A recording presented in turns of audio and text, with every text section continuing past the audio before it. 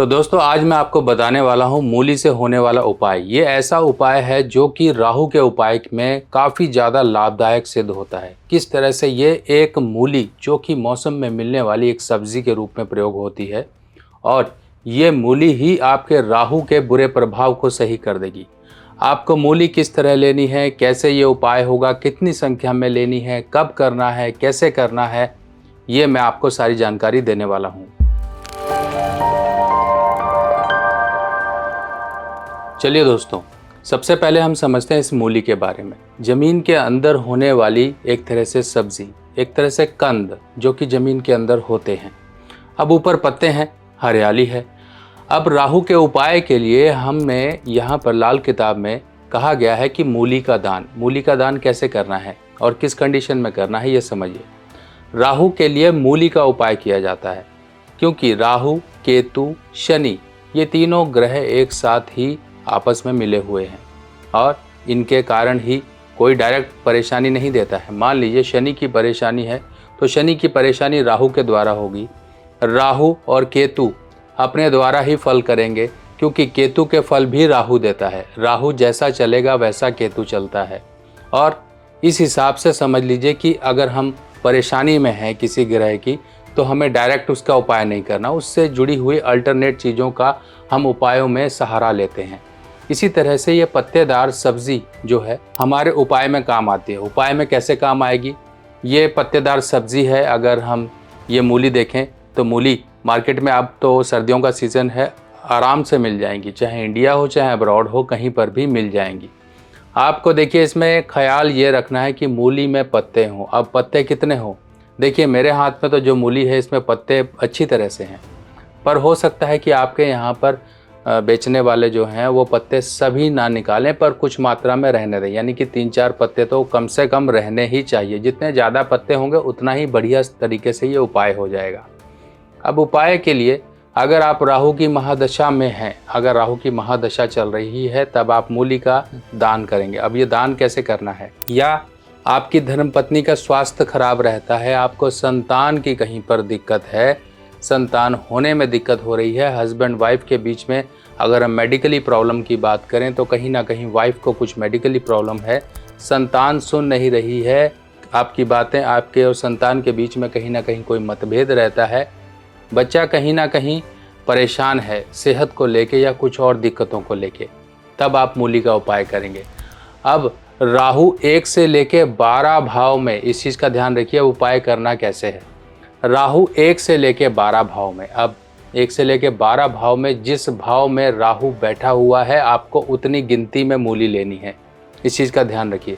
अगर राहु पहले भाव में बैठा है तो 12 मूली लेंगे, अगर राहु 12 भाव में बैठा हुआ है तब भी 12 मूली लेंगे। पहले और 12वें भाव के लिए 12-12 मूलियाँ ही लेनी है। अब पहले भाव में है तो 12 मूलियाँ आप अपने सिरहाने रखिए रात को और सुबह जाके मंदिर में छोड़ आइए। अब ये किस दिन आप करेंगे? अब ये करना कैसे है? दिन होगा इसके लिए शुक्रवार को आप ये मूली लेकर आएंगे। जितनी भी संख्या होगी आपकी कुंडली के अनुसार उस हिसाब से आप ये मूली लेकर आएंगे। रात को अपने कमरे में रखेंगे जहाँ पर आपका बेड वगैरह है, बेड वगैरह के पास में रखेंगे और सुबह नहा धोकर आप बिल्कुल तैयार होकर अपने मंदिर, आसपास के मंदिर में जाकर आप वहाँ पर छोड़ आएंगे। शिवलिंग के पास छोड़ आइए। अब शिवलिंग में तो यही खूबी है कि यहाँ शिवलिंग पे लोग जो चाहे वो चढ़ा देते हैं क्योंकि हैं ही भोलेनाथ जिन पे सब चीज़ें चढ़ जाती हैं। जो और देवी देवताओं पे नहीं चढ़ती वो भोलेनाथ पे चढ़ती हैं। तो इस तरह से आपको ये मंदिर में जाके भोलेनाथ पे चढ़ा देना। अगर मान लीजिए आप मंदिर में नहीं चढ़ा सकते हैं कि आपको लगता है कि आप मंदिर नहीं जा पा रहे हैं, मंदिर दूर है पर आपके घर के आसपास कहीं पर नदी नहर है, तो जाके नदी नहर में फेंक दीजिए। इससे कल्याण होगा उस जल में रहने वाले जीव जंतुओं का भी और आपका उपाय भी होगा।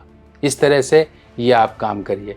अब धर्मपत्नी बीमार रहती है तो 4 मूली उसके सिरहाने रखिए, उसके बेड के आसपास रख दीजिए। देखिए मूली साफ लेकर आइएगा, कहीं कीड़े लेकर आ गए रात को अपने बेड के पास रख दी बिल्कुल सिरहाने में और इसमें से कीड़े निकले कहीं आपको परेशान कर रहे हैं, इसलिए थोड़ा देख कर साफ़ सुथरी मूली देख लीजिएगा। क्योंकि अभी फल जो हैं मौसम के हिसाब से आ रहे हैं, सब्जियां भी मौसम के हिसाब से आ रही हैं, तो एकदम ताज़ी आपको मिल जाएगी, आप देख लीजिएगा। मूली हो सके तो पूरी की पूरी मूली जो होती है कहीं से टूटी फूटी ना हो। अगर आप मंदिर में चढ़ा रहे हो, मंदिर में चढ़ाने के लिए कभी भी कोई खंडित नहीं चढ़ाया जाता है। अब मैं खंडित का मतलब आपको बताऊं, ये देखिए मूली आगे से आपको जो इसकी टिप है वो देखिए टूटी हुई नज़र आ रही है। इस तरह से टूटी हुई मूली ना हो, इस चीज़ का ध्यान रखिए। जितना हो पूरा का पूरा साबुत हो, बिल्कुल साबुत जिसे कहते हैं, खंडित ना हो, उस हिसाब से आप ले लीजिएगा।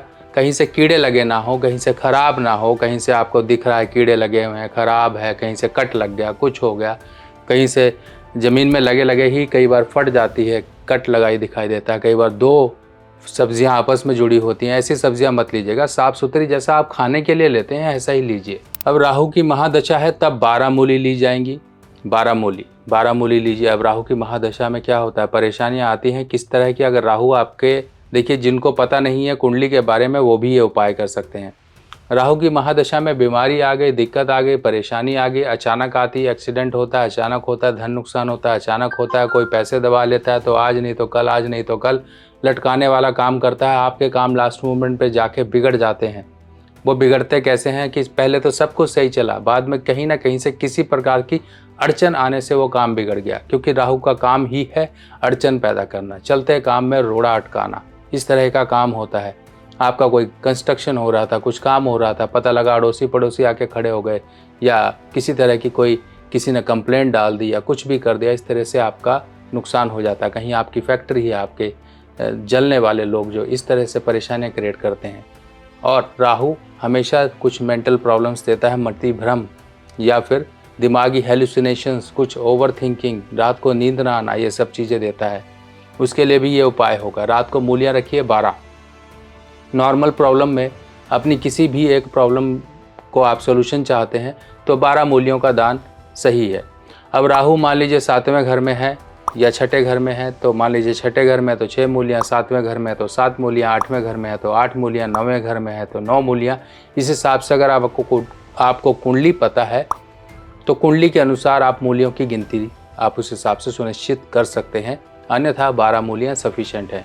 लाल किताब की सभी सामग्री अब आप मेरी व्हाट्सएप कैटलॉग पर आसानी से देख सकते हैं और आप अपने एड्रेस पर मंगवा भी सकते हैं। अब 7वें घर में है, मैरिड लाइफ प्रॉब्लम देगा। 8वें घर में है, कुछ ना कुछ रोग ऋण शत्रु पैदा करेगा, आपको हेल्थ प्रॉब्लम देगा, अचानक कुछ ना कुछ दिमागी परेशानियां बढ़ाएगा, कुछ ना कुछ बच्चों को में प्रॉब्लम आती है, मेंटल ग्रोथ नहीं हो पाती है, बहुत सी प्रॉब्लम होती हैं।